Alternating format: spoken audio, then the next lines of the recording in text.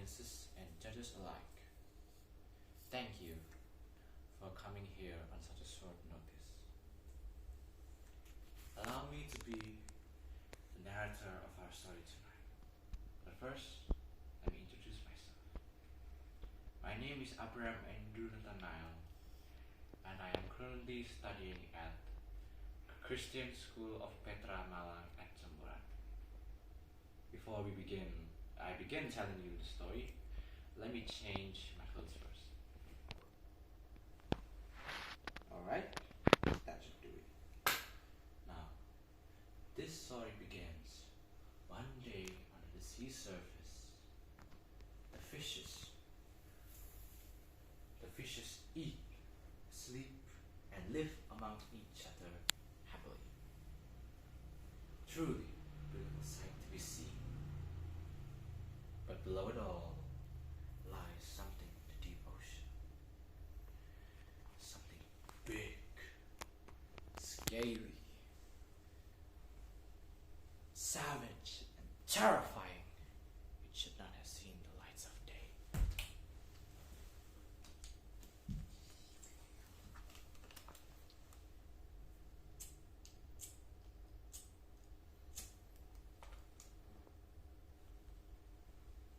Whispers and legends among the sea dwellers said that his growl can be heard from the deepest of the ocean's darkness, and that his breath could melt away any who dare to disturb the sea dragon.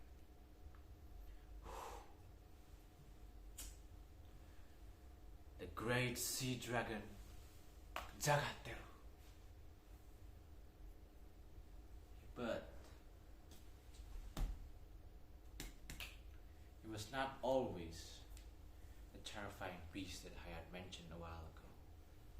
In fact, it was never a huge sea dragon from the beginning. Crazy, right? I know. But like every big thing that started small, like a fire, I will tell our story from a small perspective, which is this toothpaste. Now, without further ado, let's begin our story. Many years ago, lived a small seahorse. It was small, even for a seahorse's size, but his parents loved him very much, and they protected him from anything that would harm him physically and mentally. They were his only comfort and shelter. One day, when they were swimming at the sea surface, a huge typhoon came. The little seahorse tried to hold on as strong as he could, but it was futile, as the waves separated them anyway. Then he was washed ashore and laid there. But suddenly, a boy came and showed that little horse to his father. Dad, look!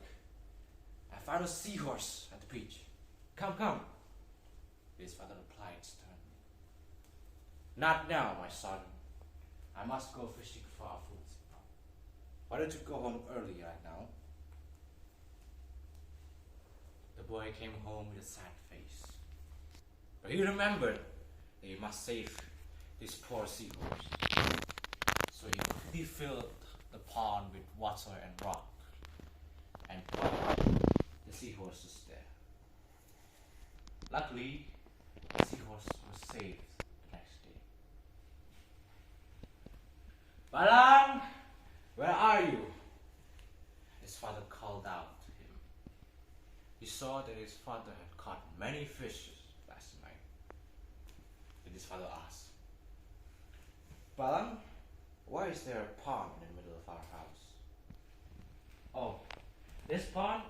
Well, last night I brought the seahorse home and made it a pond. Amazing, right? I suggested so that seahorse back to the sea immediately. It has no use for us. His father replied sternly left him to his room. It's okay. I won't throw you out.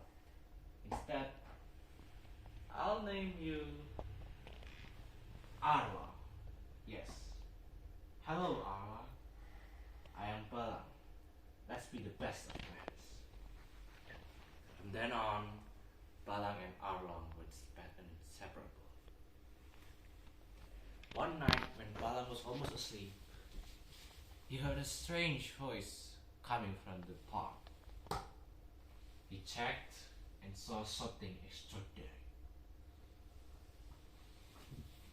He went to his father's room quickly and said, Dad, look!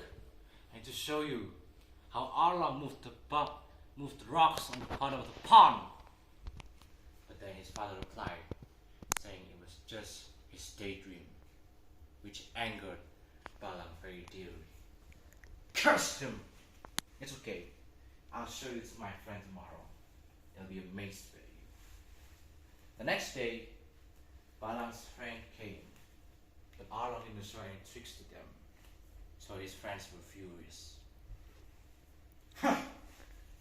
Liar! I knew I shouldn't have trusted you, Malang.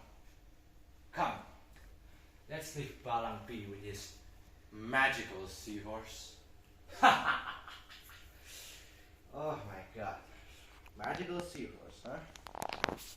This has saddened Malang's heart dearly. But then he realized something. He noticed that his father hasn't come home yet. 3 months had passed, and he still hasn't eaten any good fish. I'm starving. But it's okay, Arlo. I won't eat you. Hopefully. Not long, when the food wasn't enough, and Balang's stomach were begging to be fed, he turned along and saw his saving grace. When he almost reached Arlong, he was struck by the rock on the pond, which had snapped him from his hunger. Ow! Oh my. I'm sorry. Arlong, please, I'm sorry. Please forgive me. But it was too late, for Arlong was furious, and he used all of his magic to throw all the rocks at Balang until he died. Then he used that same magic to escape out from his pond into the ocean. There, the ocean was boiling with hot water, and from below that boiled water, a beast was born. Truly a tragic end for a creature that wanted acceptance, but instead got hate and bitterness. Man's greed truly never dies out. For those who didn't pay attention, this story may seem meaningless and directionless. But I believe for those who paid attention, the answer is as clear as day itself. I believe that my dear audiences and you judges have understand the moral of my story. Congratulations, for you have found the light at the end of the tunnel. Thank you.